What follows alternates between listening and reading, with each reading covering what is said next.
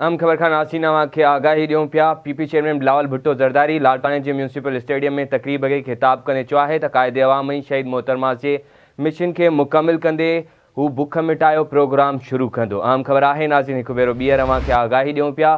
Peoples Party chairman Bilawal Bhutto Zardari जो चवणु आहे त असीं घणनि इम्तिहाननि मां गुज़री रहिया आहियूं। वक़्तु सुठो हुजे या बुरो मुक़ाबिलो ज़रूरु कंदा आहियूं। हिन वक़्तु मुक़ाबिलो पीपल्स पार्टी ऐं नवाज़ लीग विच में आहे। अहम ख़बर आहे नासिन खे आगाही ॾियूं पिया। बिलावल भुट्टो ज़रदारी लाड़काने में ख़िताब कंदे चयो आहे त असीं घणनि इम्तिहाननि मां गुज़री रहिया आहियूं। वक़्तु सुठो हुजे या बुरो मुक़ाबिलो ज़रूरु कंदा आहियूं। हिन वक़्तु मुक़ाबिलो पीपल्स पार्टी ऐं नवाज़ लीग विच में आहे।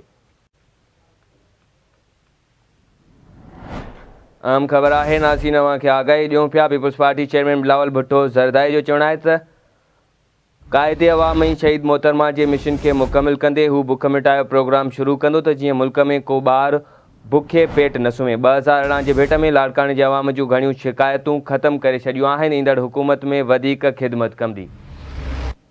इन हवाले सां तफ़सीलनि लाइ असां सां लाइन ते मौजूदु आहे लाड़काने मां आवाज़ जो रिपोर्टर रशीद समो। जी रशीद, छा तफ़सील आहिनि, आगाही ॾिजो। जी बिल्कुल, पाकिस्तान पीपल्स पार्टी के chairman Bilawal Bhutto Zardari municipal stadium में पार्टी कारकुननि ऐं उहिदेदारनि खे ख़िताब कंदे चयो आहे त असां काफ़ी इम्तिहाननि मां गुज़रिया आहियूं ऐं वक़्तु सुठो हुजे या बुरो, पर असां गॾिजी मुक़ाबिलो कंदा आहियूं। असां मथां सभ खां वॾी ज़िम्मेवारी आहे त असीं शहीद ज़ुल्फ़िकार अली भुट्टो जी लाड़काने खे संभालियो ऐं तव्हांजो शुक्रगुज़ार आहियां जो तव्हां हमेशह साथ ॾिनो आहे। ईंदड़ वक़्तु बि तव्हांखे साॻिए नमूने कमु करे कम खे जारी रखिणो आहे।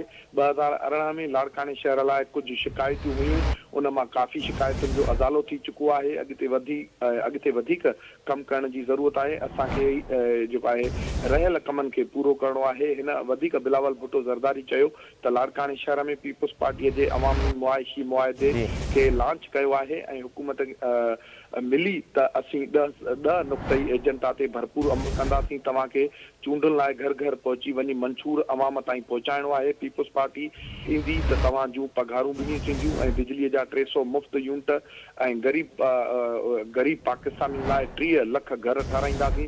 मुफ़्त तालीम सां गॾु मयारी सिहत जूं सहूलियतूं, हर ज़िले में यूनिवर्सिटियूं ठहंदियूं। बेनज़ीर इनकम सपोर्ट प्रोग्राम में इज़ाफ़ो करे औरतुनि खे माली मदद ॾियण सां गॾु बिना व्याज कर्ज़ ॾींदासीं त जीअं हू पंहिंजो कारोबार शुरू करे सघनि। असां हारियुनि खे हारी कार्ड, मज़दूरनि खे मज़दूर कार्ड, नौजवाननि खे बेनज़ीर युथ कार्ड ॾींदासीं ऐं यूनियन काउंसिल जे सतह ते बुख मिटायो प्रोग्राम शुरू कंदासीं त जीअं पाकिस्तान में को बि ॿार बुखे पेट न सुम्ही सघे। ही पाकिस्तान पीपल्स पार्टीअ जो 10 नुक़्तई अवामी मुआइशी मुआदो आहे। पीपल्स पार्टी वाहिद बिलावल भुट्टो ज़रदारी जो चवणु आहे त पीपल्स पार्टी वाहिद जमायत आहे जेकी अवाम जे मसइलनि जी निशानदगी करे नज़रिए ऐं मंशूर ते चूंड विढ़ंदी आहे। हिन वधीक बिलावल जो चवणु हो त मंशूर सां महांगाई ऐं बेरोज़गारी ऐं गुरबत जो मुक़ाबिलो कंदासीं।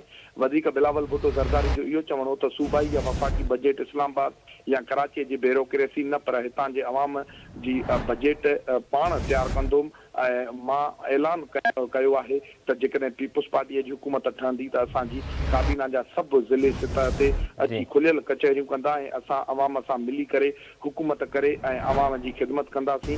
वधीक बिलावल भुट्टो ज़रदारी चयो त नवाज़ शरीफ़ चोथों भेरो वज़ीर आज़म बणजण जी कोशिशि करे रहियो आहे। ख़ान साहब बि वज़ीर आज़म रहियो 18 महीननि जे लाइ। शहबाज शरीफ़ वज़ीर आज़म रहियो। मां शहबाज शरीफ़ खां पंहिंजो ख़ान साहब खे चैलेंज थो कयां त मां अञा वज़ीर आज़म न आहियां थियो, पर मियां वालीअ वारे तक तां ख़ान साहब चूंड विढ़ंदो आहे ऐं लाहौर वारे तक तां शहबाज शरीफ़ चूंड विढ़ंदो आहे ऐं वज़ीर आज़म थियो आहे। तव्हां ॿुधायो त वज़ीर आज़म बणजण बाद उन्हनि पंहिंजे तकनि में कहिड़ा कम कया। मां पंहिंजे कम जो उन्हनि सां मुक़ाबिले लाइ तयारु आहियां त मां वज़ीर आज़म थियण जे बग़ैर कमु कयां थो। ऐं वधीक बिलावल भुट्टो ज़रदारी चयो त पूरी दुनिया में ईअं कॾहिं न आहे थियो त ॿोॾ मुतासिरनि खे घर ठाहे मालिकाना हक़ूक़ ॾिना वञनि, पर मां उन्हनि ॿोॾ मुतासिरनि ऐं औरतुनि सां वाइदो कयो हो, उन वाइदे खे पूरो करे रहियो आहियां। जी वॾी महिरबानी रशीद, आगाही ॾियण जे लाइ। अहम ख़बर आहे नाज़रीन, पीपी चेयरमैन बिलावल भुट्टो ज़रदारी लाड़काने में ख़िताब कयो आहे। संदसि चवणु आहे त मुल्क में 9 करोड़ 30 लख माण्हू गुरबत जी लकीर खां हेठि आहिनि। हिकु आम घर जो ख़र्चु 70,000